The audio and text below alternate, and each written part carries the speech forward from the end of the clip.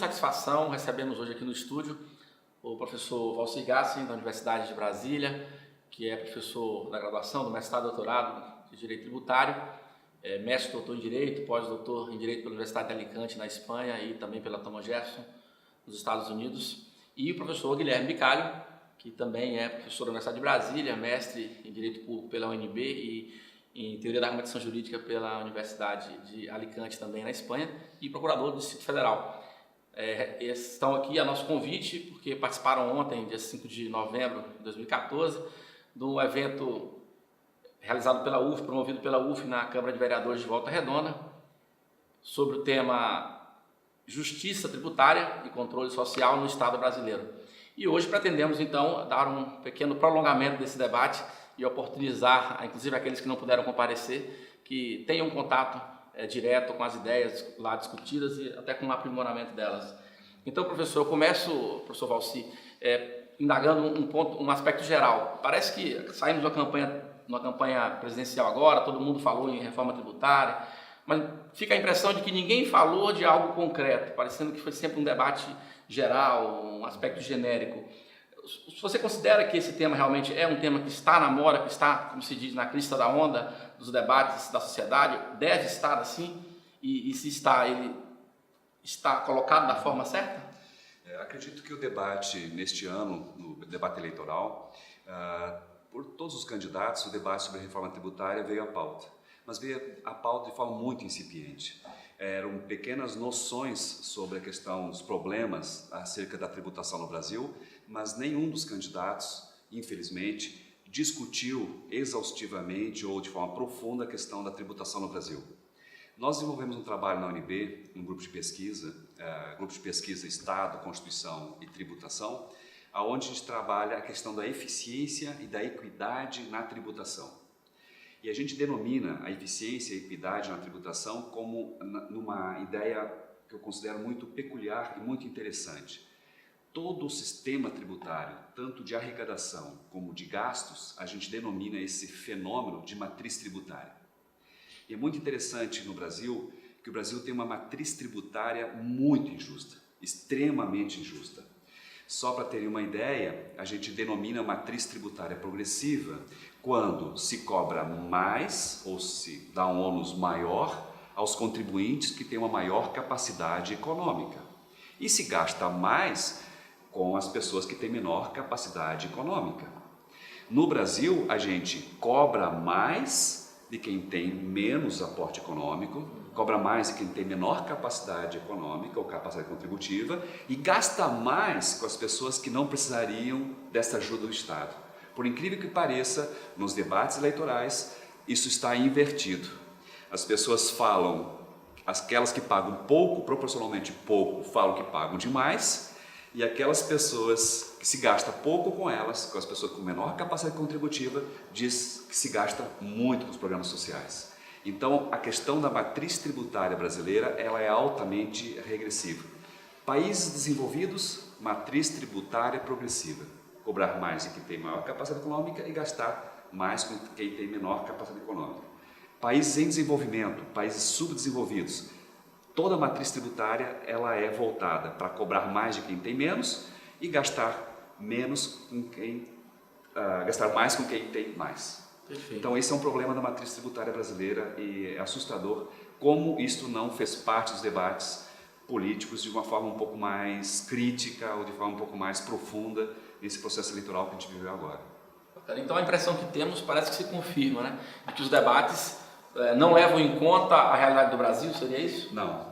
Nós temos poucas pesquisas no Brasil na área de direito tributário, de direito financeiro, olhando para o Brasil, discutindo os problemas brasileiros sobre a questão da tributação. A tributação regressiva, por exemplo, do ICMS, do IPI, chega a comprometer da renda familiar de quem ganha até 2 salários mínimos no pagamento de tributos, chega a comprometer 53,7% da renda familiar. Isso é assustador. Esse dado é incrível.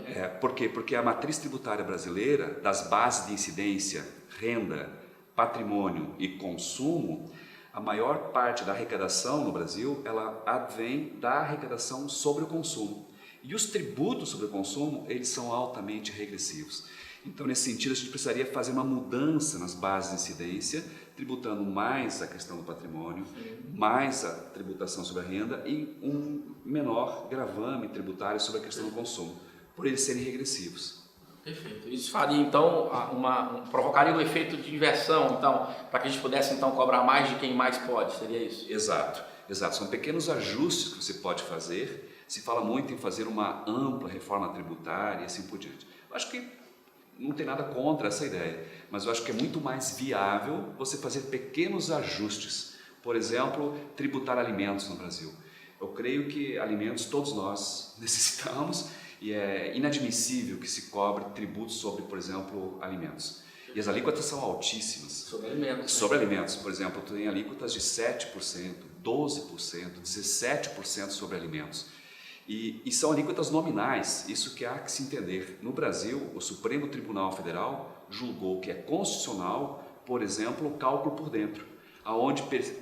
Explicando? Perfeito, eu ia perguntar exatamente, cálculo por dentro na prática quer dizer... Na prática é uma alíquota nominal, ela não corresponde com a alíquota real, porque integra a própria base de cálculo do imposto, o próprio imposto.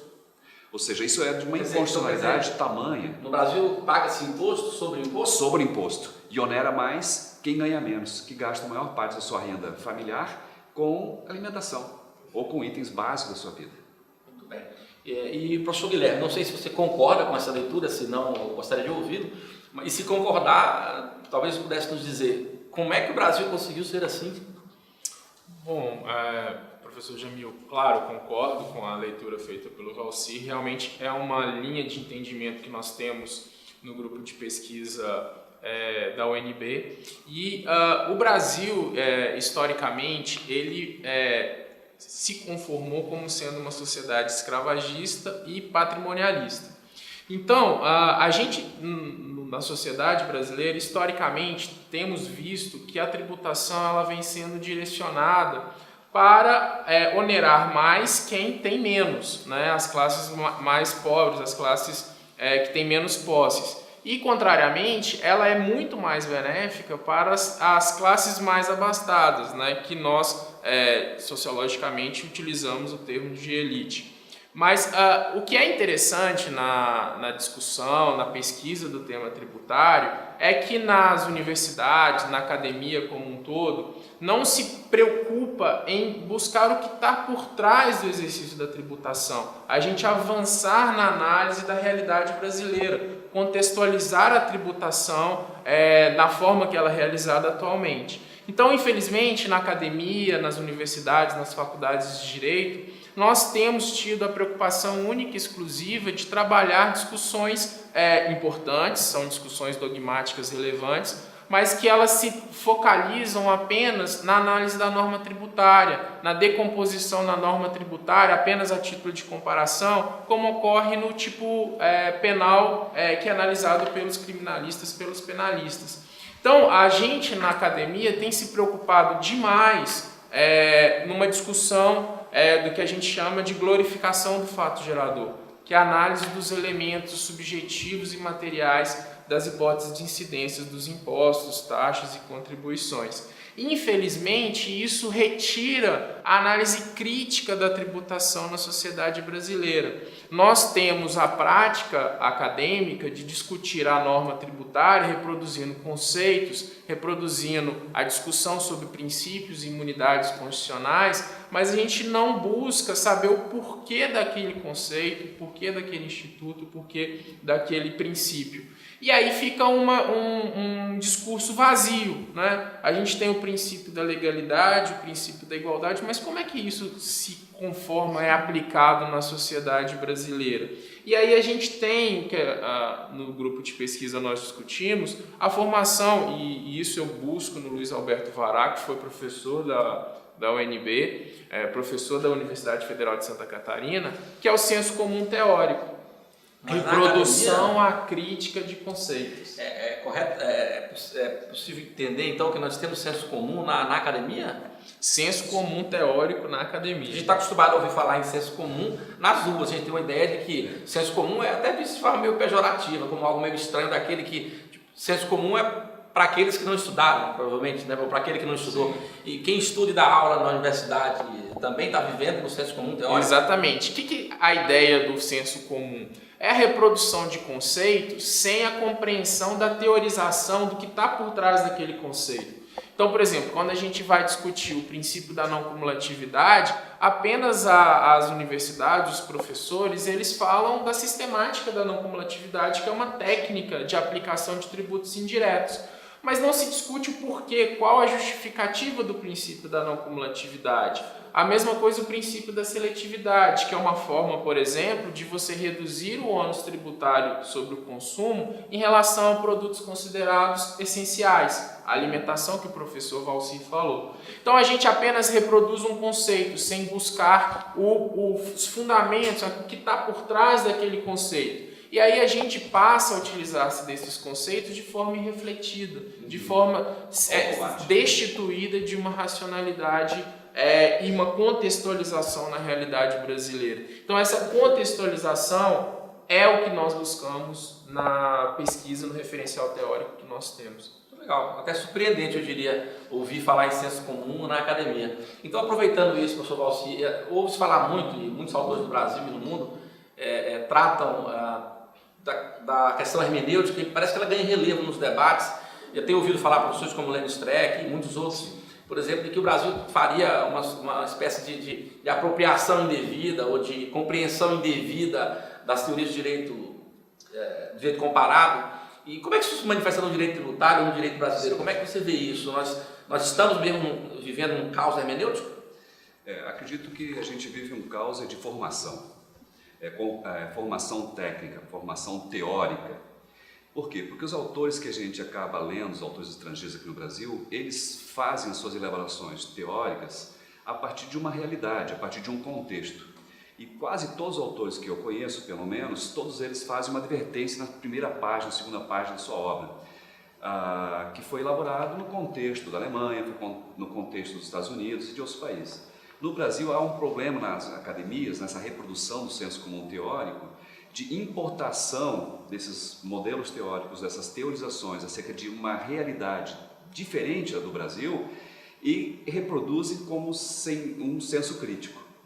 No que tange à questão da interpretação da norma tributária, os fundamentos da interpretação, os fundamentos da nossa área de trabalho, que é a questão do direito, eles muitas vezes são desconsiderados, ou seja, se conhece muito sobre determinada postura teorética, só que se desconsidera as questões mais básicas. Como, por exemplo, quando a gente trabalha em ciências sociais, é diferente quando a gente trabalha com as ciências, digamos, duras ou as ciências exatas. E ela começa sendo diferente por uma coisa muito singela. O objeto de trabalho, por exemplo, dos físicos, é uma questão ôntica. Nós, no direito, é uma questão deôntica. Então, esta é uma primeira questão. Segunda questão, o objeto de trabalho dos físicos, que não é da minha área, do pessoal da química e de outras áreas, eles trabalham com uma linguagem com maior grau de univocidade. O que significa isso? Quando eles usam, por exemplo, o sinal gráfico de raiz quadrada de 81 e colocam o sinal de igualdade, o sinal gráfico correspondente logo após serão 3 sinais gráficos, mais, menos, 9. Ou seja, independentemente se a gente fala isso em português ou em outra língua, este é um grau de univocidade muito grande dessa linguagem simbólica chamada matemática ou também formal. Nós, no direito, trabalhamos com uma linguagem natural ou técnica, que daí ela tem uma outra natureza, é um grau de plurivocidade muito grande. Significa, se a gente usa a palavra parente ou parentesco, ela pode ser usada em um sentido técnico no direito, ou pode ser usada num sentido que a gente chama onomasiológico, no sentido corrente do termo. Então, quem trabalha com as ciências sociais tem que perceber que nós trabalhamos com um objeto, que é a linguagem, e essa linguagem possui um grau de plurivocidade muito grande. Pode parecer uma abstração tamanha, isso é importância. Não, ela é muito importante. Por quê? Porque no Estado de direito democrático, o lugar plural das falas de embate, professor Guilherme, Significa que a gente pode construir uma interpretação possível para aquele caso. Então, porque... Isso, não sei se eu entendi bem, mas isso quer dizer também, talvez, que nem toda interpretação é possível? Ou seja, é preciso identificar um sentido possível de uma norma, de um texto? Um texto legal ele é desprovido de sentido, sem atuação humana. E quando a gente lê um texto legal ou constrói um texto legal, a gente constrói com a intervenção nossa, ou seja, é um produto da nossa construção cultural, um texto legislativo. E esse texto legislativo ele vai ser interpretado. Hoje, dependendo de um contexto, vai ser interpretado de uma forma. Amanhã ele poderá sofrer modificações, mas não significa uma total desequilíbrio, total falta de controle interpretativo. Pelo contrário, eu acho que quando você tem um espaço democrático da fala, vai ter já esse controle estabelecido e como você pode interpretar determinado instituto. Creio que nesse sentido que o professor Leme fala que não podemos viver um modelo solipsista, que cada um diz o que quer e decide como quer. Não, porque existe um parâmetro, e esse parâmetro é a construção social acerca da interpretação daquele ato normativo.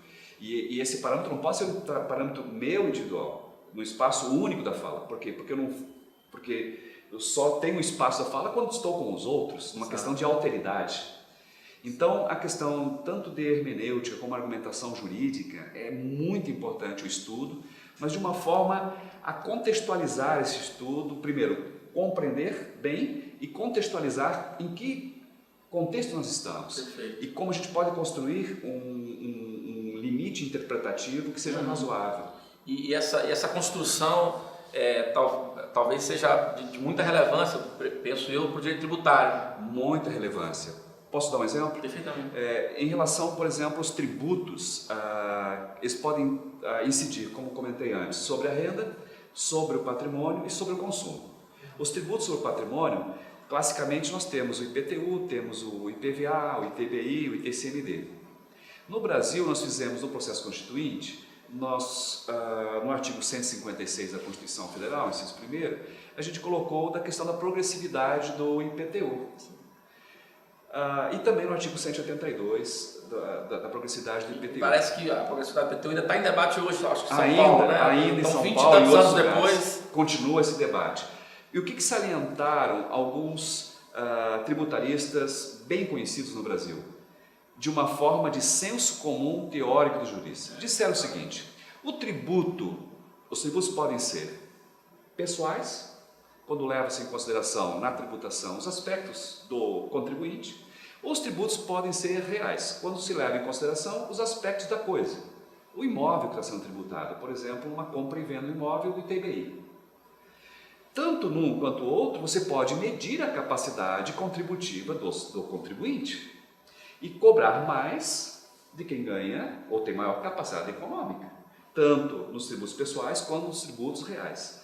Foi colocado de uma forma doutrinária no Brasil, de uma forma pouco refletida, pouco crítica, porque é só olhar para os exemplos internacionais como funciona, e disseram o seguinte: tributos reais não podem ser progressivos. Professor, quando você fala que disseram, incluímos o STF nisso? Inclusive o STF, tanto que a gente teve que fazer uma emenda à Constituição para alterar o texto constitucional, para dizer que o IPTU pode ser progressivo. O que significa isso? Cobrar mais dos imóveis mais caros, cobrar mais das pessoas que têm maior capacidade contributiva e cobrar menos das pessoas que têm um imóvel pequeno ou mora numa subhabitação. Me perdoe, mas nós precisávamos dessa emenda constitucional ou a Constituição de 88, desde 88, já dizia que deveria ser assim? Não precisávamos da emenda constitucional, por quê? Porque o espaço democrático das falas no campo da interpretação do direito, no campo da hermenêutica, não está estabelecido no Brasil.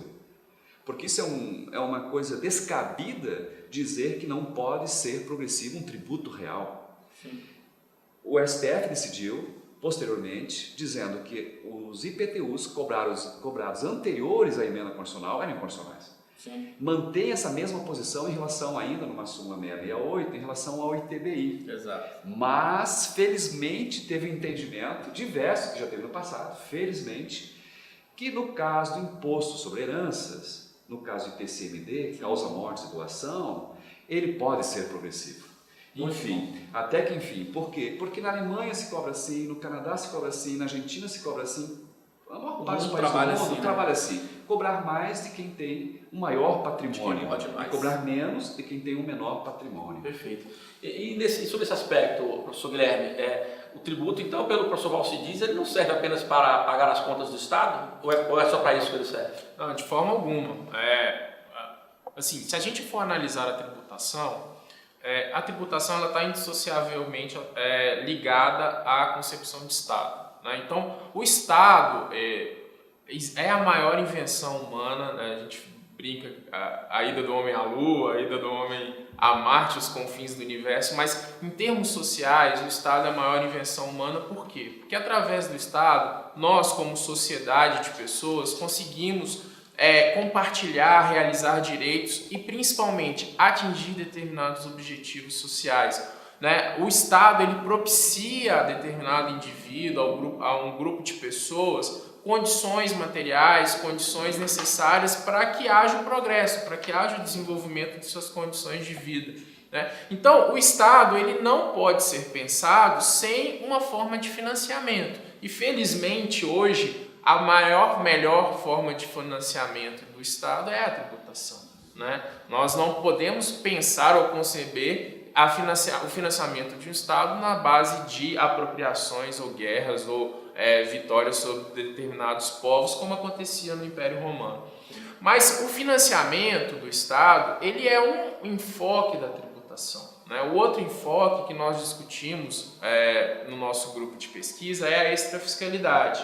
E aí a gente tem uma análise não apenas estrutural do Estado, de como é que o Estado ele vai se organizar, como é que ele vai se manter, mas sim uma análise finalística. A gente vai discutir qual que é o papel da tributação em relação a um Estado que pretende, como diz a Constituição de 88, no artigo 3º, assegurar a redução da pobreza, redução das desigualdades, os objetivos inerentes a uma igualdade material. É interessante isso, professor, porque me parece que a gente, quando fala em os fins do Estado, e quando as pessoas olham para a tributação, me parece que ninguém olha como a tributação como algo para fazer algo em nome do Estado. Visto meio que como a tributação como um mal. Isso é correto pensar assim? É comum você encontrar na doutrina tributária hoje autores relevantes, como disse o professor Valci. Por exemplo, eu cito o professor Ricardo Lobo Torres, que é daqui do Rio de Janeiro, da UERJ. Ele diz que a tributação ela é o preço da liberdade. Né? Agora, é inimaginável você conceber a proteção da liberdade sem o aparato estatal. Né? Então, o aparato estatal, por exemplo, segurança pública, que nós discutimos o aumento de violência, como combater o aumento de violência, é inimaginável você discutir tributação, discutir segurança pública sem pensar na forma em que isso vai se dar, o custeio dessas atividades estatais. Tem custos, né? Todos os direitos têm custos, não apenas os prestacionais. Então, quando a gente fala em liberdade, a gente tem que pensar que a liberdade é obtida pela própria existência da sociedade organizada, que é o Estado. E o Estado ele não vai garantir a liberdade sem tributação. Por isso que nós temos uma perspectiva teórica diferente. Né? A tributação ela assegura os direitos fundamentais. E isso é a perspectiva finalística que nós examinamos através do conceito da extrafiscalidade.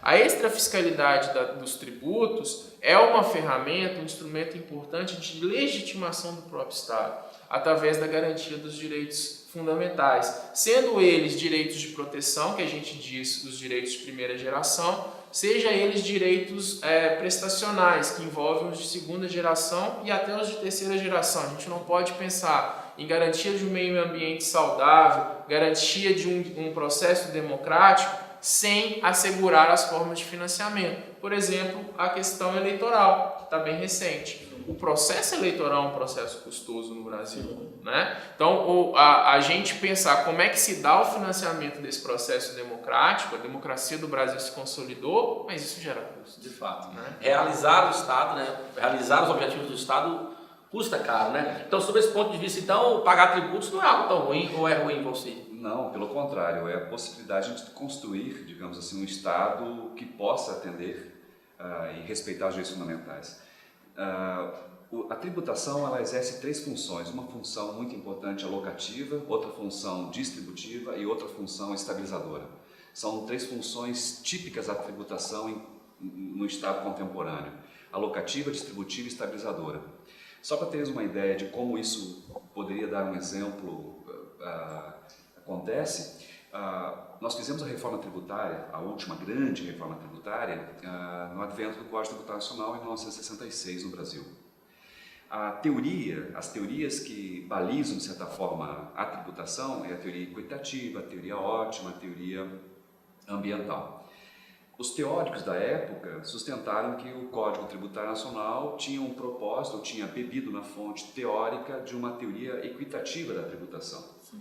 Só que isso, como resultado, não foi bem assim, porque o senso comum teórico ele reproduz, de certa forma, o processo de concentração de renda de forma tão violenta que nós chegamos no final do regime civil-militar, a partir do golpe de 64, em 89, nós chegamos a ser a segunda pior distribuição de renda do mundo. Em grande medida pela tributação. Por quê? Porque a tributação exerce uma função distributiva, sim, alocativa e estabilizadora na economia. Então, nesse sentido, o sistema tributário, a matriz tributária adotada a partir de uma teoria, o resultado foi bem outro resultado. Então, nós traímos a teoria? Traímos a teoria ou não tínhamos espaço democrático da fala. Se divulgou uma teoria e na realidade se implementou outra totalmente. Nós não realizamos o propósito constitucional. Não. E é um processo muito fantástico assim, de competência daquele período. Sim. Eu estou falando aqui de forma irônica, porque uma competência para algo muito ruim, sim, para o Brasil. Não, que a gente fazer de um país a segunda maior desigualdade do mundo exige muito esforço. Muito esforço, muita alienação, muita reprodução do senso comum teórico dos juristas, muito pouco espaço democrático da discussão sobre a interpretação do direito tributário. E depois de alguns anos, em 2002, nós chegamos a ser a quarta pior distribuição de renda no mundo. Já melhoramos, de segunda passamos a quarta. Nós ficamos atrás de Suazilândia, Serra Leoa e República Centro-Africana, daí veio o Brasil. Passado mais alguns anos desse processo democrático que estamos consolidando no Brasil, nós melhoramos mais algumas posições, mas ainda somos cerca da oitava pior distribuição de renda do mundo. E em grande medida, ou considerável medida, a partir da questão da tributação, do que o professor Guilherme falava em relação à questão extrafiscal, da função distributiva, alocativa e estabilizadora da tributação. É incrível pensar assim, nós poderíamos certamente ficar aqui horas, mas nosso tempo não nos permite. Então, eu quero registrar finalmente, antes dos agradecimentos, que é incrível ter a oportunidade de ouvir vocês falarem sobre esses temas, e o que mais assusta não é nem tanto o que eu ouço aqui, é que não se ouve isso, não ter ouvido isso antes, e eu acho que talvez esse seja o grande mérito dessa oportunidade de quem assistir a esse nosso programa, nosso vídeo, é ter contato com uma reflexão tão importante que mostra para as pessoas que tributação é algo muito mais complexo, muito mais importante para a vida delas. Se é verdade, então, que o Brasil optou por um Estado de Direito, esse Estado de Direito ainda está longe de ser realizado, né, professores? Com certeza. Então é isso, olha, eu agradeço muito ao professor Valci, professor Guilherme, muito obrigado. Recomendo a todos que acompanhem os debates, não só pelas obras que eles publicam, mas também pelo grupo GTRIB, Grupo de Direito Tributário, Estado e Constituição lá na UNB, que promove discussões desse nível e, o que é mais importante, discussões diferentes do que nós estamos acostumados a ver. Então, vale a pena conferir. Muito obrigado. Obrigado. Ok. Muito interessante. Mas olha, muito bom mesmo. Eu acho que eu quero que os alunos assistam esses vídeos e, quero mais que isso, quero que a sociedade assista. Isso é um debate para as pessoas.